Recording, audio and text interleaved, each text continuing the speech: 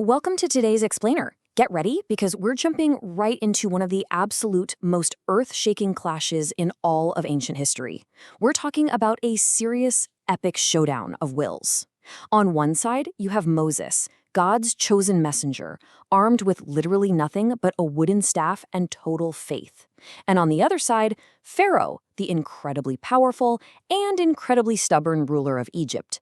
So grab a seat because we're about to see exactly what happens when an unstoppable power meets an immovable, stubborn king.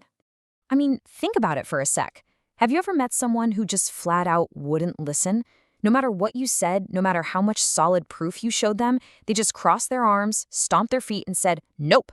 Well, imagine that exact person, but make them the ruler of a massive ancient empire. That was Pharaoh. He was seeing undeniable, literal miracles happening right in his own backyard, and yet he still refused to yield to God's power. But before the plagues even restart in this chapter, God actually tells Moses exactly why all this is going down. The text says, so that you can tell your son and grandson about what I did to Egypt. And this brings us to our very first major takeaway, passing on the faith. God didn't just do these incredible things to free the Israelites in that one specific moment. He did them as a spectacular, unforgettable demonstration of his power so that these stories would be passed down to kids just like you, generation after generation. All right, so here is our heavyweight matchup. Moses and Aaron march right into the palace and they deliver a crystal clear message from God. They say, how much longer will you refuse to submit? Let my people go so that they can worship me. It's not a request, it's direct demand. God requires his people to be completely free to worship him. But Pharaoh, wrapped up in his own pride, he absolutely refuses. The battle lines are officially drawn. Round 1, the Great Locust Invasion. A swarm like never before. You know things are bad when even Pharaoh's own yes men start panicking. His servants, the guys who usually agree with whatever the king says, literally run up to him and beg, saying, how much longer must this fellow be a snare for us? Let them go. Don't you understand yet that Egypt is being destroyed? I mean, when even the bad guys are telling you to surrender, you know for sure you're losing the battle. So Pharaoh tries to play, let's make a deal. He brings Moses and Aaron back and says, fine, go worship. But who exactly is going? Moses doesn't hesitate. He says, we're going with everyone, our young, our old, our sons, daughters, and all our flocks, because we have a huge feast to celebrate. And Pharaoh just snaps. He says, no way, just the men can go. He's trying to force a compromise. But Moses teaches us an absolutely crucial lesson here. Zero compromise. When God calls you, you don't leave parts of your life behind. God demands full commitment. So Pharaoh kicks him out of the palace, and God takes immediate action. Moses stretches out that wooden staff, and instantly, God sends a massive east wind roaring across the land all day and all night. And when morning breaks, that wind brings the locusts, millions, maybe billions of them, completely darkening the sky. They swarm over the entire territory of Egypt. It was an invasion worse than anything in recorded history. And what was left over? Zero. That is exactly how many green things were left standing. The bugs completely covered the ground. Actually, the text tells us the ground literally looked black because there were just so many of them. They ate every plant, every fruit, every single leaf. Not one tree or plant survived. Just complete and total devastation. So Pharaoh totally hits the panic button. He rushes to summon Moses and Aaron and puts on this huge, dramatic show. I have sinned, he cries out. Please forgive me just this once and pray to God to take away this deadly plague. But guys, this perfectly shows us the danger of a hardened heart. A hardened heart is just destructive pride. See, Pharaoh acknowledged God's power because he was terrified, but he still refused to actually yield to God's authority. His apology?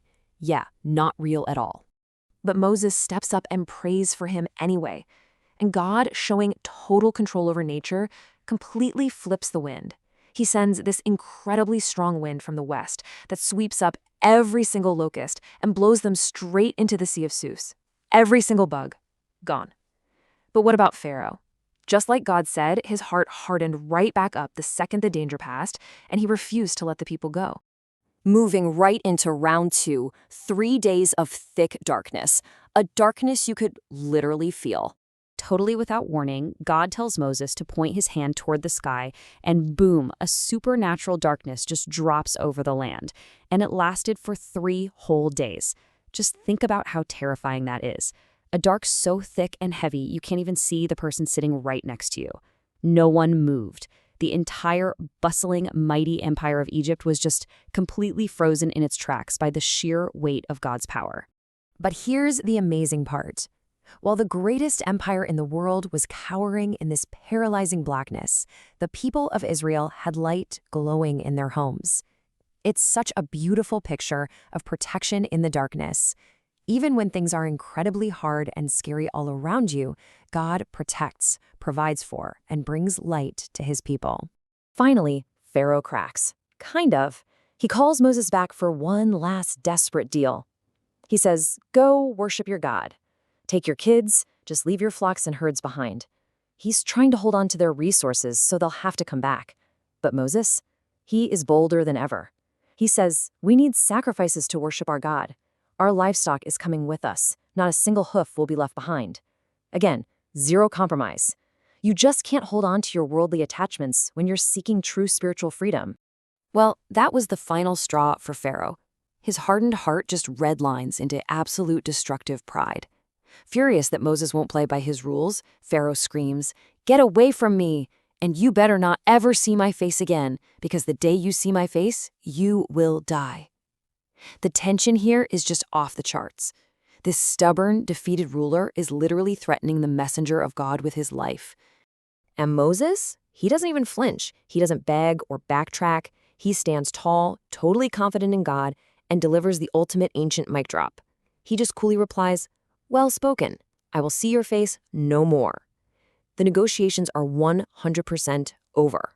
And that brings this epic, intense chapter to a stunning end. So let's wrap this up with the big lessons. What do we actually learn from this epic showdown? Here are the 4 massive takeaways you need to remember. Number 1, pass on the faith. God wants you to hear these amazing stories and share them with everybody. Number 2, the danger of a hardened heart. Don't let stubborn pride keep you from listening to God. An apology only counts if your actions actually change.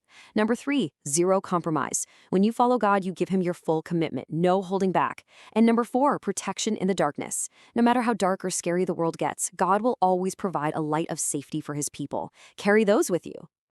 So the very next time you're faced with a really tough choice, ask yourself, are you ready to give God your full commitment with absolutely zero compromise? Click the bell button, like, share, and subscribe.